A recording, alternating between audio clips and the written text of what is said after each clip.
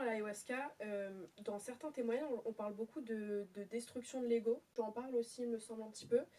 Tu peux un peu développer là-dessus, parce que c'est vrai que c'est beaucoup revenu pour les gens qui ont déjà appris de l'ayahuasca. Alors moi je parle de la mort de l'ego.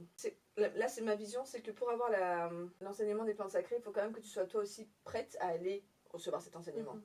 Tu vois, c'est dans l'univers, justement dans un jeu vidéo aussi, si t'es pas prêt à aller affronter le boss, tu vas pas avoir la récompense qu'il y a avec. Donc là c'est pareil avec les plantes sacrées, c'est que il faut aussi être courageux. Pour moi la mort de l'ego, pour expliquer un peu ce que c'est la mort de l'ego, c'est en fait à un moment dans le trip, on va te faire... Moi par exemple on m'a demandé, est-ce que tu es prête à mourir? Et j'ai dit oui.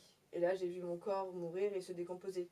Il y a des gens qui ont l'impression qu'ils vont quitter leur corps. Et là ils ont le choix entre se dire, ok c'est juste un test, je vais pas vraiment mourir, et même si enfin, j'ai pas peur, j'y vais, je suis la plante et j'y vais, ou non, je reviens dans mon corps. Et donc c'est là où il va y avoir déjà une grande différence entre le trip de chaque personne. C'est celui qui va quitter son ego et qui va pouvoir vraiment partir dans une dimension supérieure, et celui qui va rester dans une expérience plus terrestre, qui a aussi son utilité. Ok.